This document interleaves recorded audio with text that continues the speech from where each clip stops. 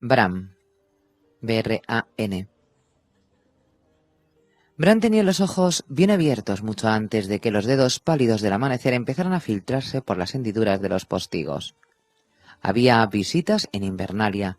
Los invitados habían llegado para el festín de la cosecha.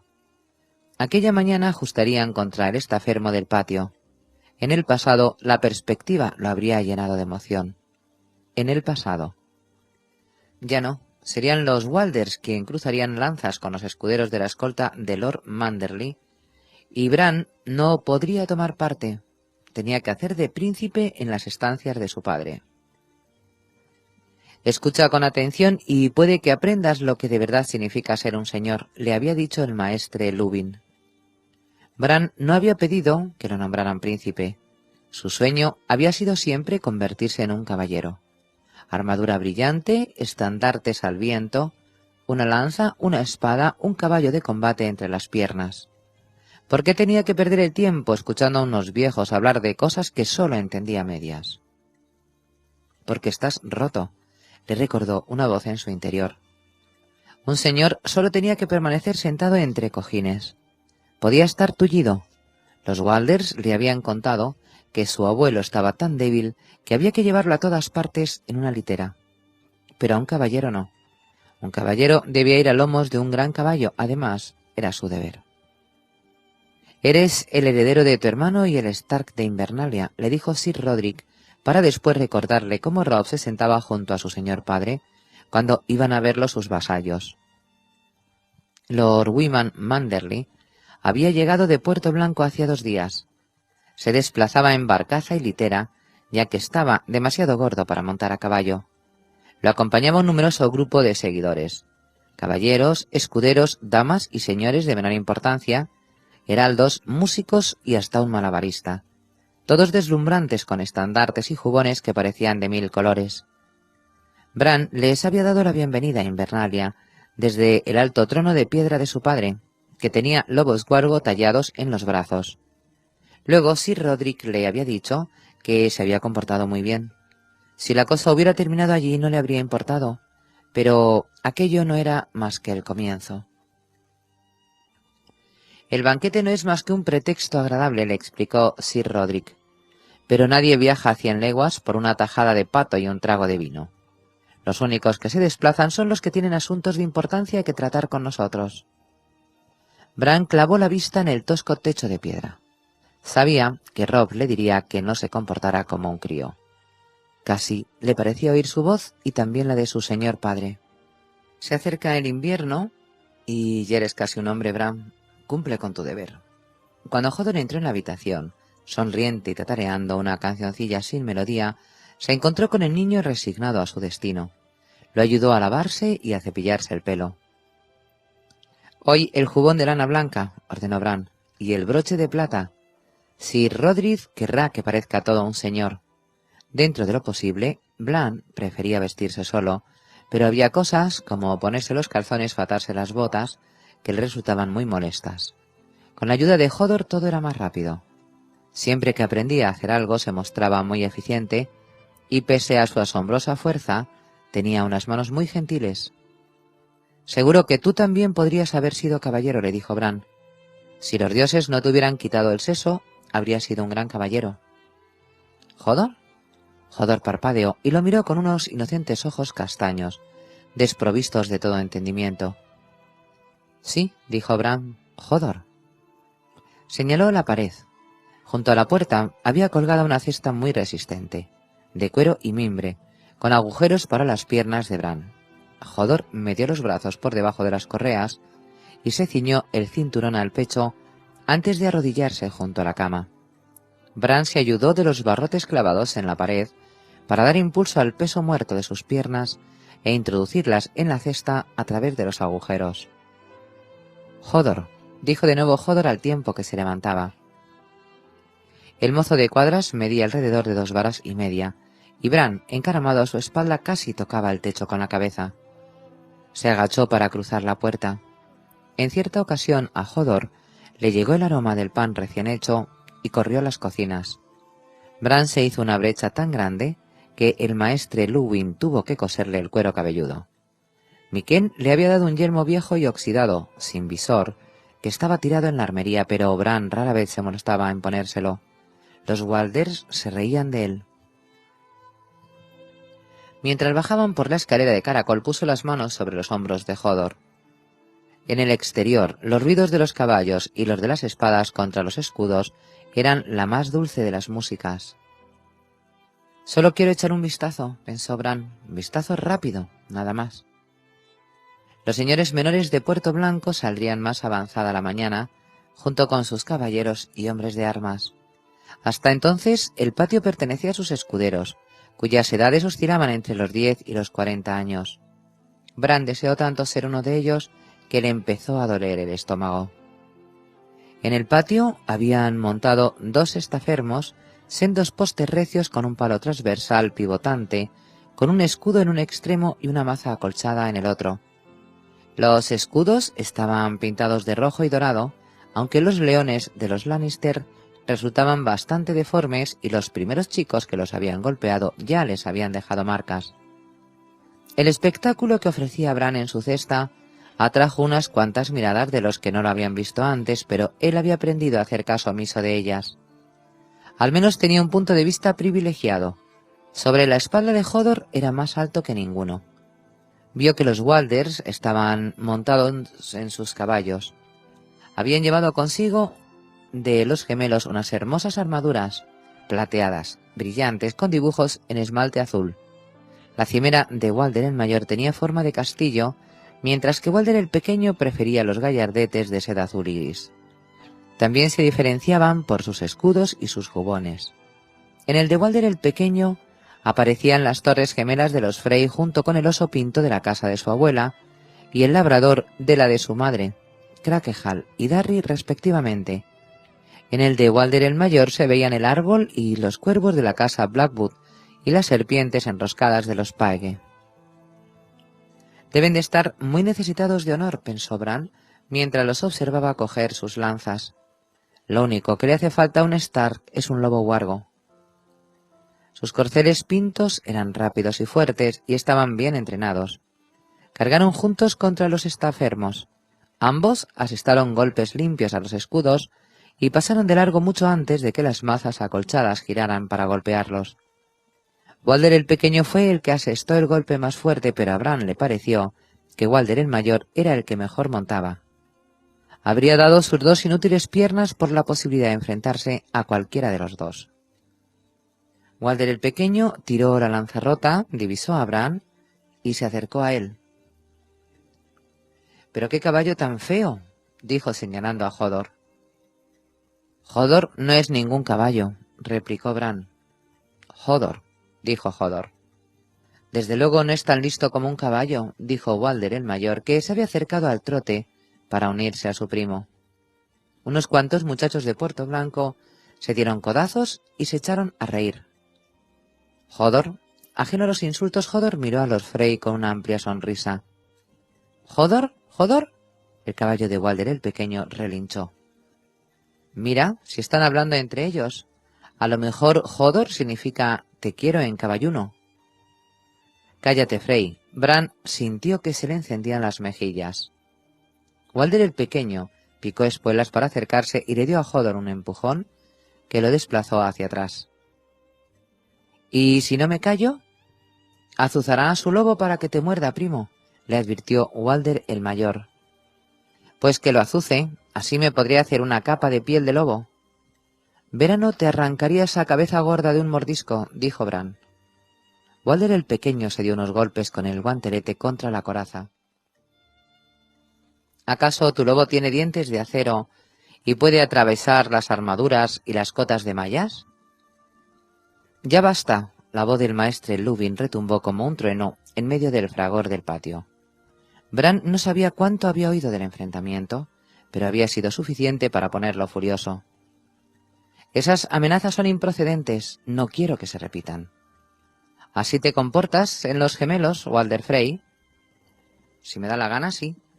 Walder el Pequeño lanzó una mirada llameante a Lubin desde la cima de su corcel, como diciéndole: «No eres más que un maestre, ¿cómo te atreves a reprocharle nada a un Frey del Cruce?». Pues no es un comportamiento tolerable para un pupilo de Lady Stark en Invernalia. ¿Cómo ha empezado esto? El maestre los miró de uno en uno. Como no me lo diga alguien, os juro que... Estábamos bromeando con Hodor, confesó Walder el mayor. Si hemos ofendido al príncipe Bran, lo siento mucho, solo queríamos reírnos un rato. Al menos tuvo la decencia de fingirse avergonzado. En cambio, Walder el pequeño seguía con gesto terco. Yo también solo quería reírme un rato.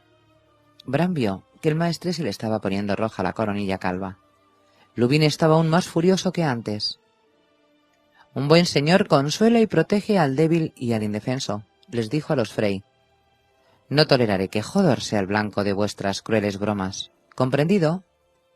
Es un muchacho de buen corazón, trabajador y obediente, o sea, más de lo que se puede decir de vosotros dos.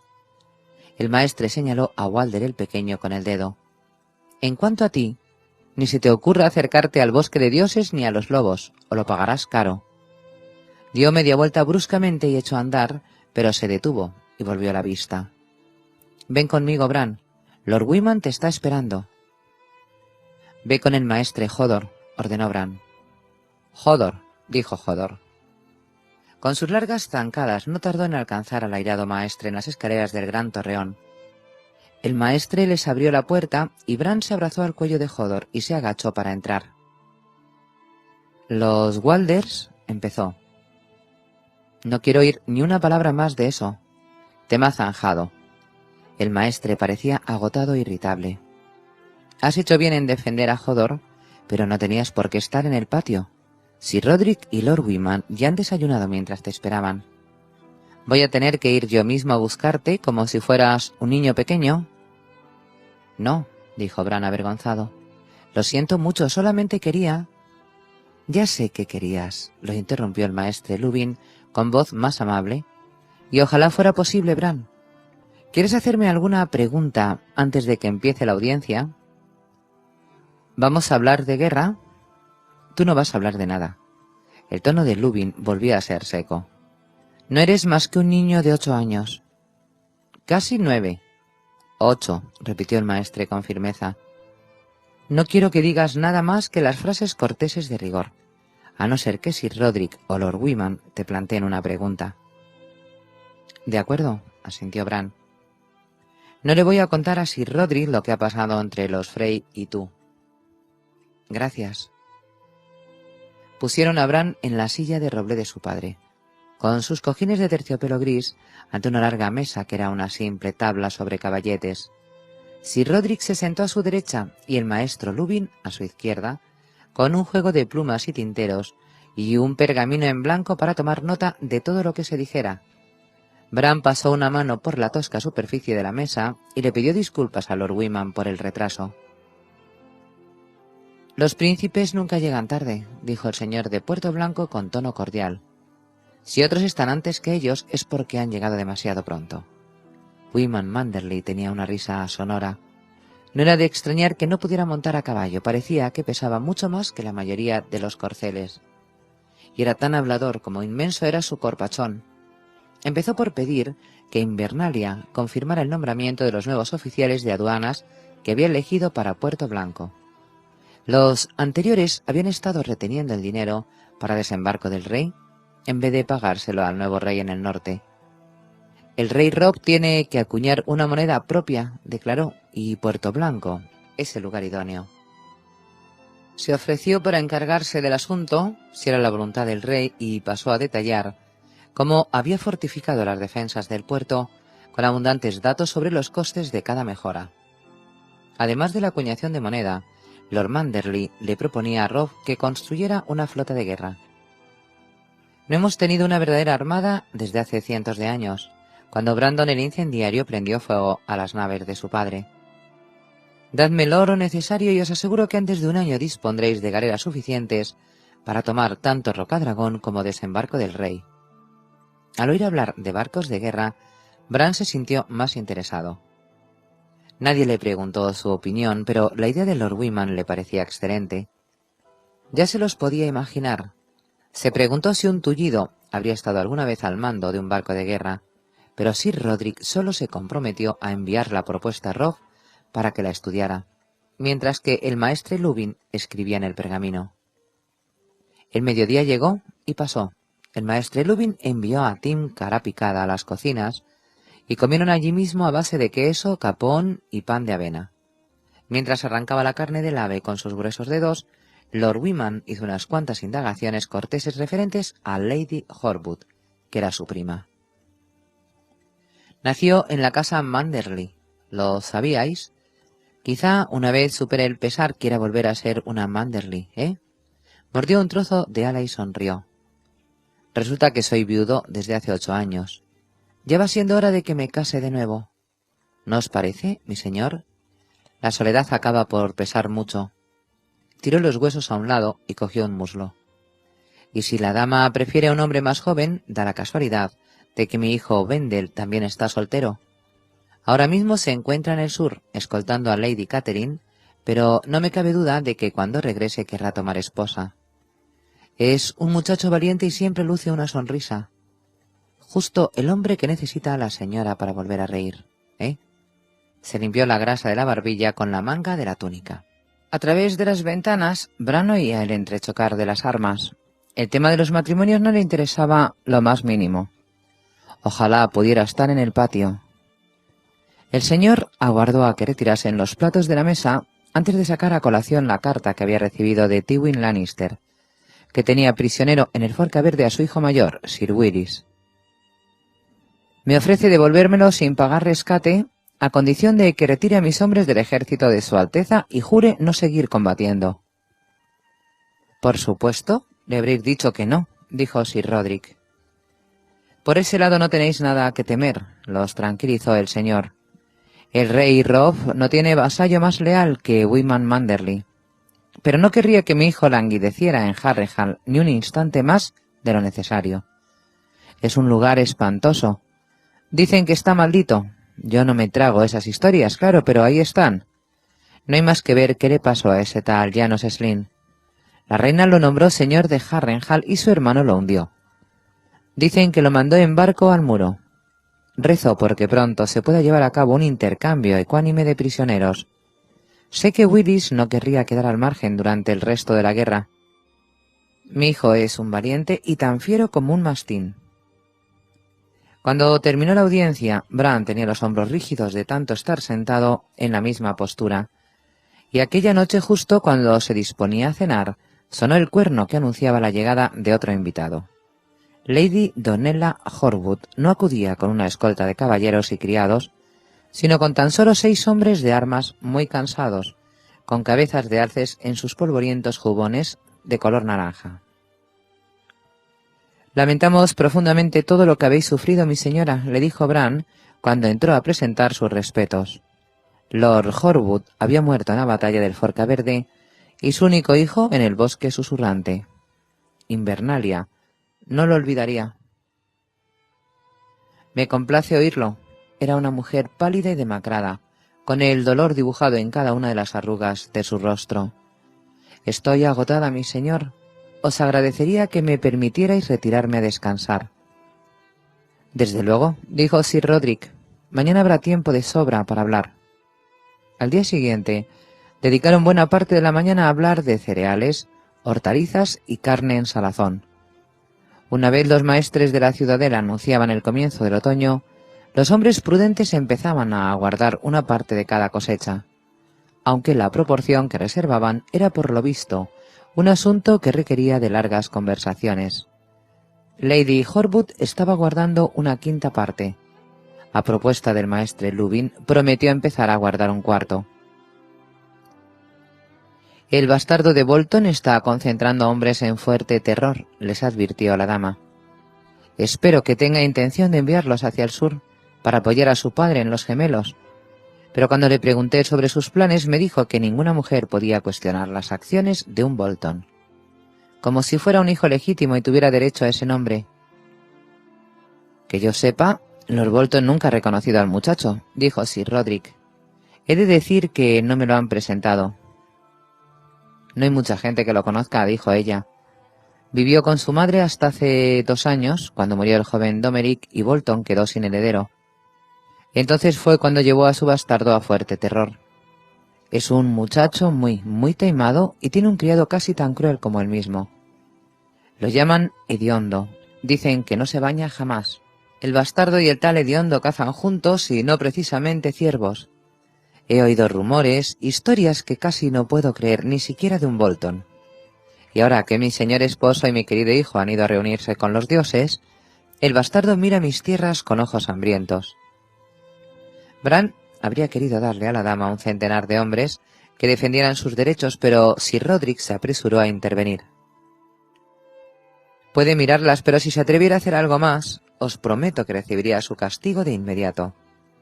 Estaréis a salvo, mi señora, aunque quizá con el tiempo, cuando el dolor sea menos intenso, sería prudente que contrajerais matrimonio de nuevo.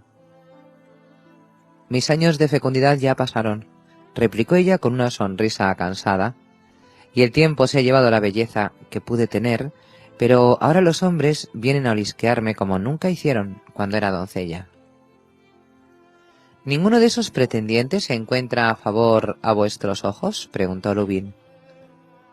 Si su Alteza lo ordena, me casaré de nuevo, dijo Lady Orwood, pero Morscarroña es una bestia borracho y más viejo que mi padre. En cuanto a mi noble primo de Manderley, el hecho de mi señor no es tan grande para un hombre tan majestuoso, y desde luego yo soy demasiado menuda y frágil para yacer debajo de él. Bran sabía que cuando un hombre y una mujer compartían el lecho, él se tendía sobre ella. Dormir debajo de Lord Manderley debía de ser como estar debajo de un caballo caído. Sir Roderick hizo un gesto de asentimiento comprensivo en dirección a la viuda. ¿Tendréis otros pretendientes, mi señora? Os buscaremos alguno que sea más de vuestro agrado. Quizá no tengáis que buscar muy lejos, Sir. Cuando ella se hubo marchado, el maestre Lubin se permitió sonreír. Sir Roderick, creo que la señora se ha fijado en vos. Sir Roderick carraspeó incómodo. Estaba muy triste, comentó Bran. Triste y dulce, asintió Sir Roderick. Y no carece de atractivos teniendo en cuenta su edad, pese a lo modesta que es. Pero representa un peligro para la paz en el reino de tu hermano. ¿Ella? Se sorprendió Bran. No tiene heredero directo, le dijo el maestre Lubin. No faltará quien quiera hacerse con las tierras de los Homburg. Los Tallard, los Flynn y los Karstark tienen lazos de parentesco con la casa Horwood por línea femenina, y los Glover tienen como pupilo al bastardo de Lord Harris en Bosque Espeso. Que yo sepa, Fuerte Terror no ha presentado ninguna reclamación, pero sus tierras son limítrofes y Ross Bolton no es hombre que deje pasar una oportunidad como esa. En circunstancias así, dijo Sir Roderick retorciéndose los bigotes, le corresponde a su señor encontrar un marido aceptable para ella. ¿Por qué no os casáis vos con la dama?, preguntó Bran. Decís que es atractiva y así Beth tendría una madre. Es una idea muy generosa, mi príncipe. El anciano caballero puso una mano en el brazo de Bran. Pero yo no soy más que un caballero y demasiado viejo. Podría defender las tierras de la dama unos cuantos años, pero en cuanto muriese, Lady Horwood volvería a encontrarse en las mismas circunstancias, y la propia Beth correría peligro. Entonces, que lo herede todo el bastardo de Lord Horwood, dijo Bran, pensando en su hermanastro John. Sería una solución satisfactoria para los Glover, y quizá también para el espíritu de Lord Horwood, pero no creo que le gustara a Lady Horwood. No es de su sangre. Aun así, habrá que considerar esa posibilidad, observó el maestre Lubin. Como ella misma ha dicho, Lady Donella ya ha dejado atrás sus años de fecundidad. Si no la hereda el bastardo, ¿quién lo hará? ¿Me disculpáis?, preguntó Bran. Estaba oyendo el sonido del acero contra el acero. Los escuderos practicaban con las espadas en el patio. Por supuesto, mi príncipe, dijo Sir Roderick. Lo habéis hecho muy bien. Bran se sonrojó de satisfacción. Lo de ser el señor de Invernalia no le había resultado tan aburrido como temía, y la entrevista con Lady Horwood había sido mucho más breve que la de Lord Manderley, así que aún le quedaban unas cuantas horas de luz para ir a ver a Verano. Siempre que Sir Roderick y el maestre se lo permitían, le gustaba pasar un rato con su lobo a diario. En cuanto Hodor penetró en el bosque de dioses, Verano salió de debajo de un roble, casi como si supiera que iban a llegar. Bran divisó también una esbelta forma negra que los espiaba entre la maleza. —¡Peludo! —llamó. Peludo, ven. Pero el lobo de Rizcon desapareció tan deprisa como había llegado. Hodor sabía cuál era el lugar favorito de Bran, así que lo llevó al borde del estanque, a la sombra del árbol corazón donde Lord Eddard salía a arrodillarse para rezar. Cuando llegaron, la superficie del agua estaba agitada por ondas concéntricas, con lo que el reflejo del arciano temblaba y bailaba. Pero no había viento. Durante un instante Bran se quedó desconcertado. Y en aquel momento Osa salió a la superficie, lanzando salpicaduras a su alrededor. Emergió de manera tan repentina que hasta Bran retrocedió mientras gruñía, y Hodor dio un salto hacia atrás. —¡Hodor! ¡Hodor! —gimoteó, aterrado hasta que Bran le dio unas palmaditas en el hombro para calmar sus temores. —¿Cómo puedes nadar ahí? —le preguntó a Osa. —¿No está muy fría? De niña mamaba carámbanos de hielo, chico. Me gusta el frío. Oso nadó hasta las rocas y salió con gotas de agua deslizándose por su cuerpo. Estaba desnuda y tenía la piel de gallina. Verano se le acercó con cautela y la olisqueó. Quería tocar el fondo. No sabía que hubiera fondo. Puede que no lo haya, sonrió. ¿Qué miras, chico? ¿Es que nunca habías visto a una mujer? Claro que sí. Bran se había bañado cientos de veces con sus hermanas y también había visto a las criadas en los estanques de agua caliente. Pero Osa era diferente, dura y angulosa en vez de blanda y redondeada. Tenía las piernas nervudas y los pechos planos como dos bolsas vacías. Tienes muchas cicatrices. Me las he ganado todas, de la primera a la última. Cogió su vestido marrón de corte recto y se lo puso por la cabeza. Luchando contra gigantes, Osa decía que al otro lado del muro todavía había gigantes. Tal vez algún día pueda ver a uno. Luchando contra hombres, se ató un trozo de cuerda a modo de cinturón.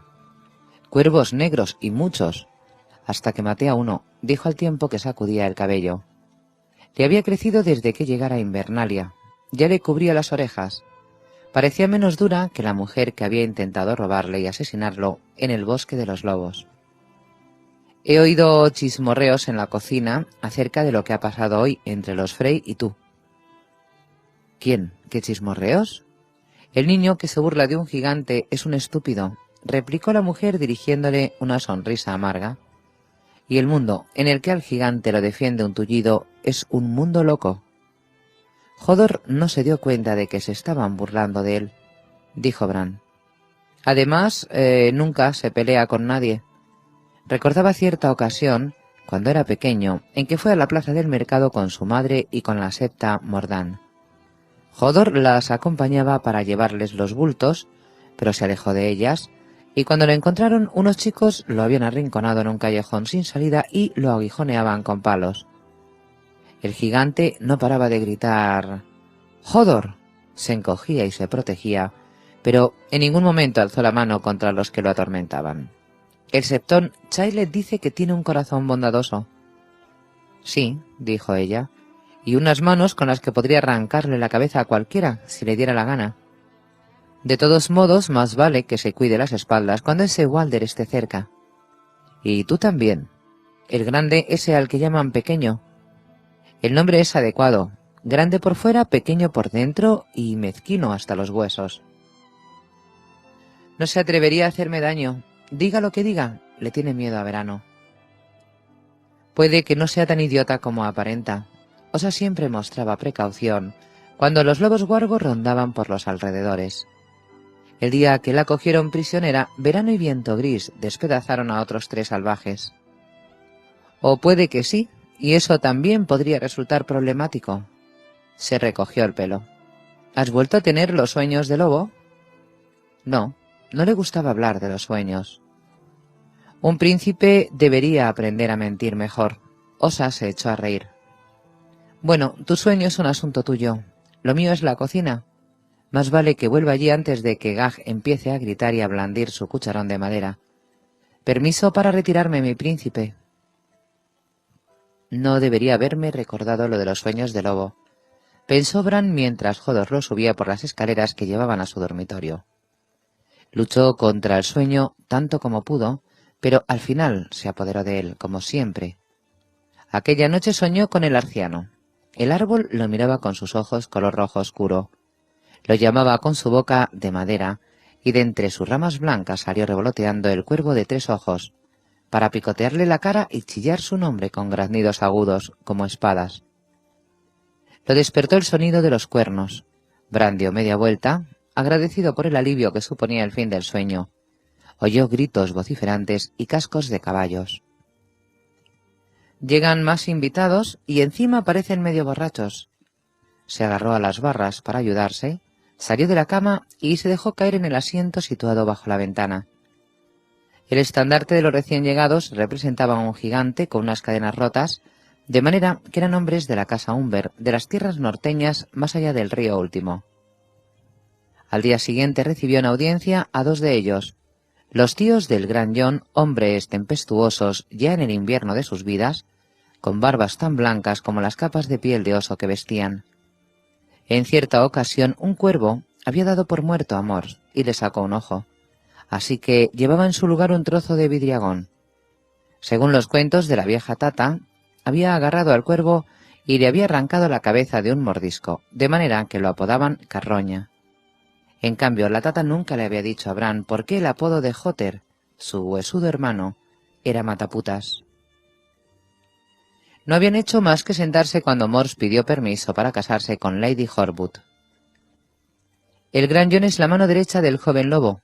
Eso lo saben todos. ¿Quién mejor para proteger las tierras de la viuda que un Umber? ¿Y qué Umber mejor que yo? Lady Donella todavía está llorando su pérdida, dijo el maestre Lubin. Yo llevo debajo de estas pieles la cura para sus lágrimas, rió Mors. Sir Rodrik le dio las gracias con toda cortesía y le prometió que presentaría su solicitud a la consideración de la dama y del rey. Hotter quería barcos. Los salvajes bajan del norte a robar, son más de los que había visto nunca. Cruzan en sus botes la bahía de las Focas y llegan a nuestras orillas. Los cuervos de Guardia Oriente son pocos y no pueden detenerlos, y ellos son rápidos como comadrejas. Sí, lo que nos hace falta son barcoluengos y hombres fuertes para tripularlos. El Gran Jon se llevó a demasiados de los nuestros. La mitad de las cosechas se utilizará como simiente por falta de brazos que manejen las guadañas. Disponéis de buenos bosques de pino y roble antiguo. Sir Rodrik se tironeó de los bigotes. Lord Manderly tiene calafateadores y marineros en abundancia. Juntos podríais echar a la mar los barcos necesarios para proteger las costas de ambos. ¿Manderly? Bufó Mors Umber. Ese saco de sebo, hasta su pueblo se burla de él. Lord Lamprea lo llaman. Pero si no puede casi ni andar. Si le clavara una espada en la barriga saldrían reptando 10.000 lampreas. Está gordo, reconoció Sir Rodrik, pero no es ningún idiota. ¿Trabajaréis con él o tendréis que explicarle los motivos al rey? Y para asombro de Bran, los belicosos Umber accedieron a hacer lo que se les ordenaba, aunque no sin refunfuños.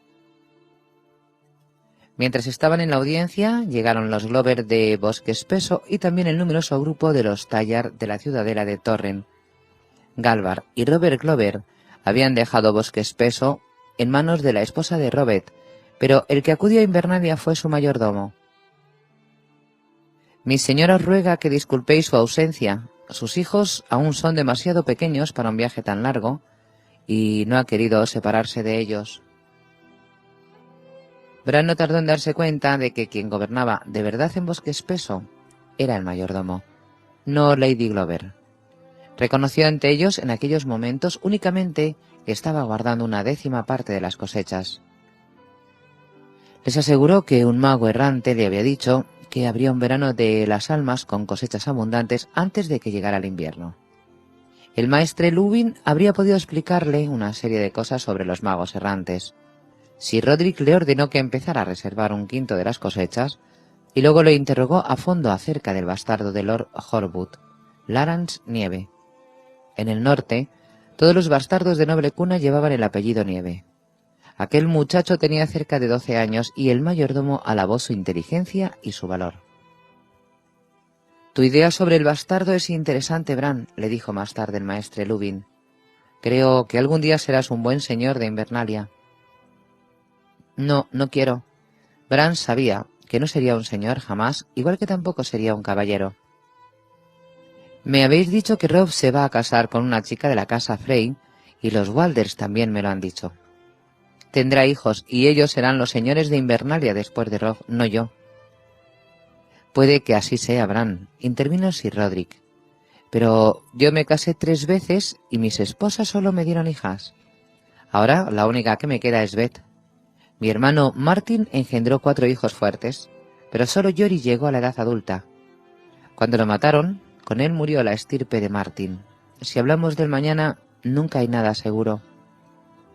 A Leobald Tayar le tocó el turno al día siguiente. Les habló de portentos del clima y de las supersticiones del pueblo llano, y les contó que su sobrino se moría por ir a la guerra. Benfred ha reunido una compañía de lanceros. Son críos, ninguno pasa de los 19 años, pero todos se creen jóvenes lobos. Cuando les dije que no eran más que jóvenes conejos, se rieron de mí. Ahora se hacen llamar liebres salvajes y se dedican a galopar con pieles de conejo atadas a las puntas de las lanzas, cantando canciones de caballería. A Bran aquello le sonó grandioso. Recordaba a Benfred Tayar, un muchacho corpulento, fanfarrón y vocinglero, que a menudo visitaba Invernalia con su padre, Sir Elman, y se había hecho amigo de Robb y de Theon Greyjoy. Pero la noticia no le gustó nada a Sir Roderick. Si el rey tiene necesidad de más hombres, enviará a buscarlos, dijo. Dile a tu sobrino que debe permanecer en la ciudadela de Torren, tal como ordenó su señor padre. Así lo haré, Sir, dijo Leobald. Fue entonces cuando sacó el tema de Lady Horwood. Pobrecilla, sin marido que defendiese sus tierras, ni hijo que las heredase. Él estaba casado, como sin duda ya sabían, con una Horwood, concretamente con la hermana del difunto Lord Hallis. Los salones desiertos son muy tristes. Se me ha ocurrido que podía enviar a mi hijo menor con Lady Donella para que fuera su pupilo y lo criara. Beren tiene casi 10 años. Es un muchacho muy agradable y además sobrino de la dama. Estoy seguro de que la animaría, y hasta podría adoptar el nombre de Horwood. Si fuera nombrado heredero, sugirió el maestre Lubin. Para que no se perdiera el linaje de la casa, terminó Leobald. Bran sabía qué tenía que decir. Gracias por la sugerencia, mi señor, intervino antes de que Sir Roderick pudiera decir nada. Le presentaremos vuestra propuesta a mi hermano Robb y a Lady Horwood, claro está. Os lo agradezco, mi príncipe, dijo Leobald, que pareció sorprendido de oírlo hablar. Pero Bran vio compasión en sus claros ojos azules, tal vez mezclada con un poco de alegría, porque el tullido no fuera hijo suyo. Durante un instante odió a muerte a aquel hombre. En cambio parecía que al maestre Lubin le caía bien. Puede que Beren Tayar sea nuestra mejor opción, les comentó cuando Leobald hubo salido. Su sangre es mitad Horwood. Si adopta el nombre de su tío, sigue siendo un chiquillo, dijo Sir Roderick. No podrá defender sus tierras de gente como Mors Umber o ese bastardo de Ross Bolton. Tenemos que meditarlo con cautela. Robb necesitará nuestro mejor consejo antes de tomar una decisión. Puede que la decisión la marquen cuestiones puramente prácticas, dijo el maestre Lubin, como a qué señor tiene que agasajar en un momento determinado.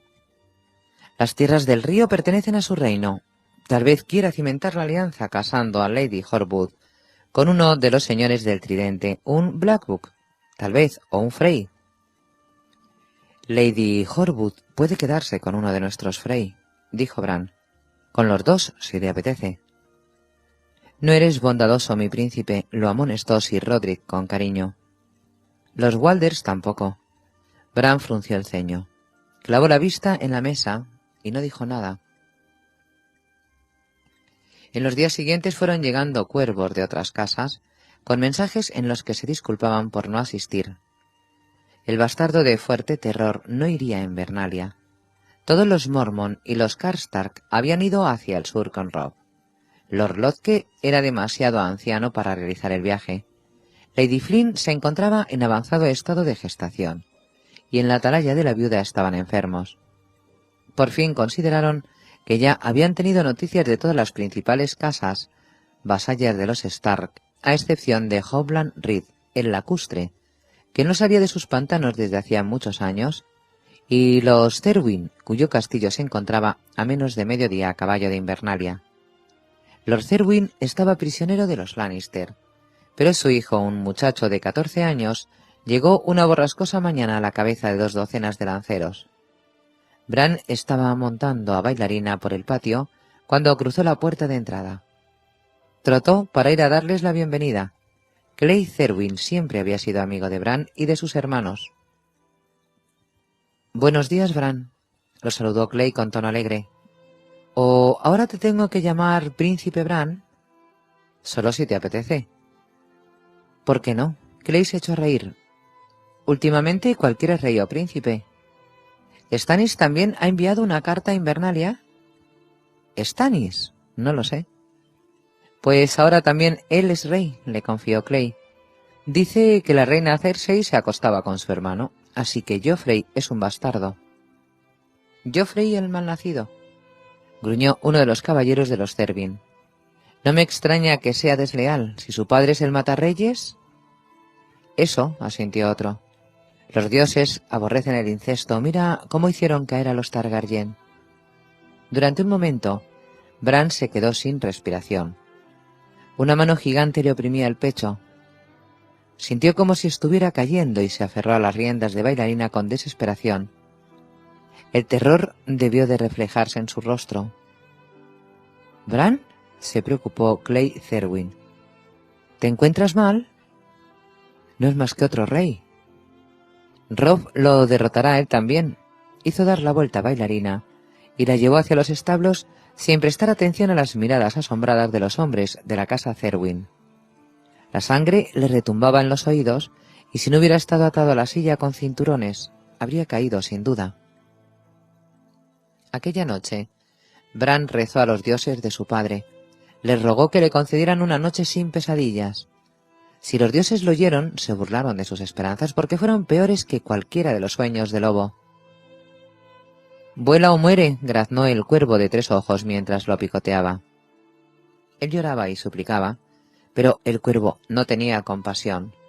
Le sacó el ojo izquierdo, luego el derecho, y cuando estuvo ciego y en la oscuridad le picoteó la frente y le clavó aquel espantoso pico agudo en el cráneo. Bran gritó y gritó hasta que sintió que sus pulmones estaban a punto de reventar. El dolor era un hacha que le estaba abriendo la cabeza, pero cuando el cuervo retiró el pico lleno de trocitos de hueso y cerebro, de nuevo pudo ver. Y lo que vio lo hizo boquear de miedo. Estaba aferrado a una torre, a leguas y leguas del suelo. Los dedos le resbalaban. Rascaba la piedra con las uñas. Sus piernas tiraban de él hacia abajo. Aquellas piernas inútiles. «¡Socorro!», gritó. Un hombre dorado apareció en el cielo sobre él y lo agarró. «¿Qué cosas hago por amor?», murmuró con voz suave antes de lanzarlo al vacío.